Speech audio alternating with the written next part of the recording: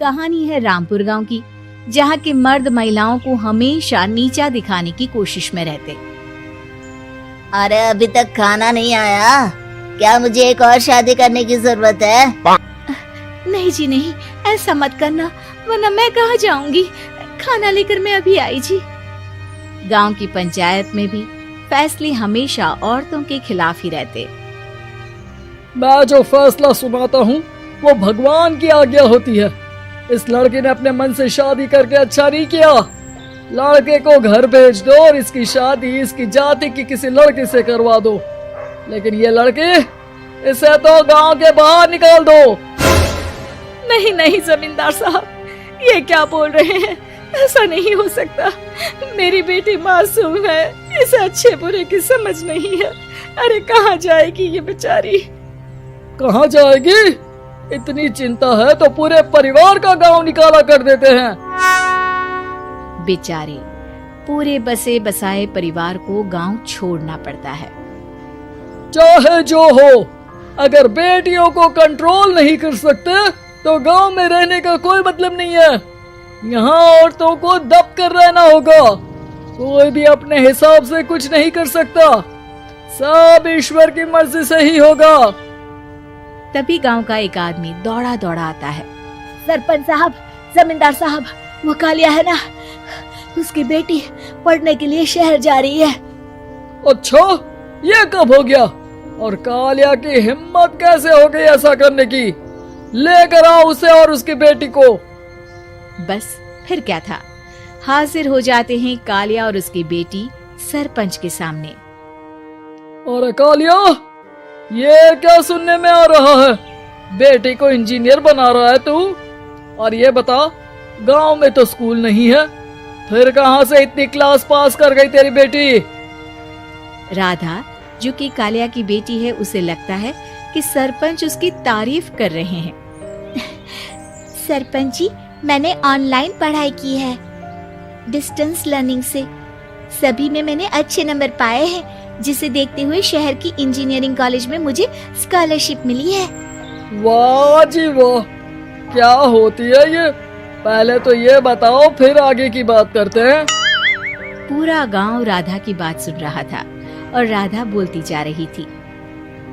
तो ऐसे मैं फ्री में एक अच्छी शिक्षा लेकर गांव में जो कुछ परेशानियां हैं, जैसे बिजली, पानी और इंटरनेट जैसी समस्याओं के लिए काम करूंगी।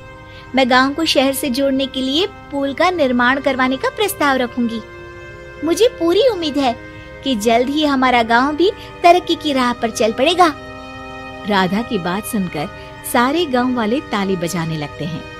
सरपंच को समझ नहीं आता कि वो क्या करे। चुप रह नादान लड़की, गांव के खिलाफ जाने के लिए तुझे गांव से बेदखल कर दिया जाएगा, वो भी पूरे परिवार के साथ। और हाँ, अगर ठीक से गांव में रहना चाहती है तो ये पढ़ाई लिखाई छोड़ दे। हम तेरे लिए गांव का कोई होनहार लड़का देखेंगे। तभी गांव का एक आदमी बोल पड़ता है। अरे नहीं नहीं सरपंच जी, राधा बिटिया जो बता रही है, अगर वैसा हो जाए तो हम लोगों को पैसा कमाने के लिए बाहर नहीं जाना पड़ेगा। हाँ जी, और ना ही कोसों दूर पानी के लिए भटकना पड़ेगा।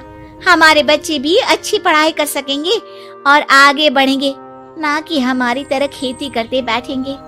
क्यों गांव वालों, राधा बिटिया का साथ देना चाहिए ना।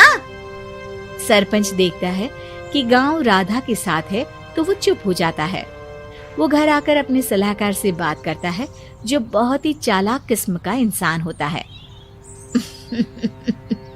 अरे सरपंच साहब, आपको बहुत ही होशियारी से काम लेना पड़ेगा।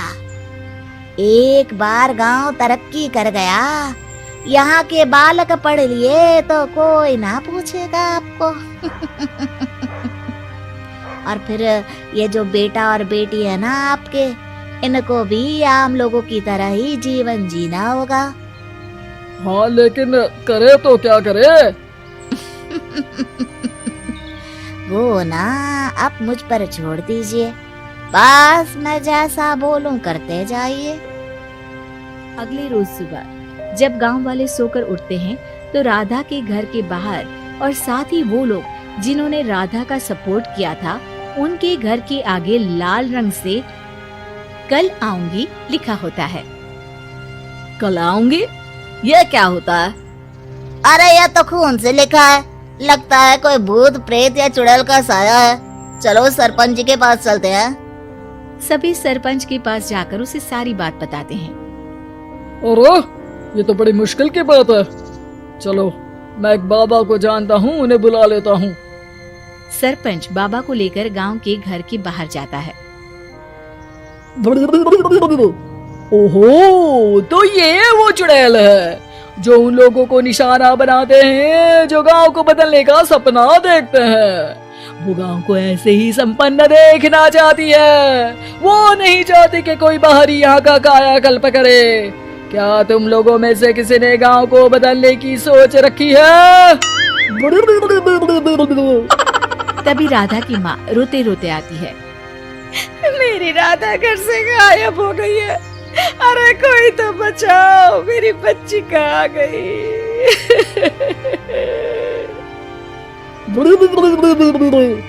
ले गई वो चुड़ैल, तेरी बच्ची को ले गई। अब वो उसे श्रापित करके छोड़ेगी, उस पर चुड़ैल का साया हो जाएगा। तभी बुरी सी हालत में राधा भी वहाँ आ जाती है। उसके बाल चुड़ैल की तरह फैले होते हैं और कपड़ों में खून लगा होता है। सभी राधा को देखकर डर जाते हैं। माँ, पता नहीं मुझे कौन उठा कर ले गया था। अरे दूर हो जा चुड़ैल, अब हम लोग इस गांव में नहीं रुकेंगे। अरे कैसी बातें कर रहे हैं आप? कल तो आप मेरे भरोसे गांव का हुलिया बदलने, अपने बच्चों को पढ़ाने और तरक्की उन्नति की बात कर रहे थे, तो आज क्या हो गया आपको? ये फिर तुम लोगों को बहकाएगी। ये चुड़ैल गांव में आ चुकी है, ऐसे ही ये तुम्हारे घर के बच्चों को भी ले जाएगी। गांव वाले राधा को गांव से बाहर निकाल देते हैं। उसके माँ बाप रोते रहते हैं, लेकिन गांव वाले नहीं मानते। मैं भी अपनी बहन के साथ गांव के बाहर रहूंगा, लेकिन वो पढ़ाई नहीं छोड़ेगी। वहीं सरपंच के घर पर सलाहकार कहता है। देखा, सांप भी मर गया और लाठी भी नहीं टूटी। लेकिन अगले ही दिन सरपंच के घर के बाहर भी वही शब्द लिखे होते हैं। और फिर सरपंच की बीवी कहती है, हमारी बेटी को किसी ने अगवा कर लिया है। तभी राधा का भाई वहाँ आ जाता है। अरे गांव वालों, मैंने सरपंच जी की बेटी को देखा था। वो चुड़ैल उसे उठाकर ले जा रही थी। अरे क्या मजाक कर रहे हो? नहीं नहीं सरपंच जी, आप नहीं जानते। वो चुड़ैल अब आपकी बेटी में आ जाएगी, जैसे राधा के अंदर आ गई थी।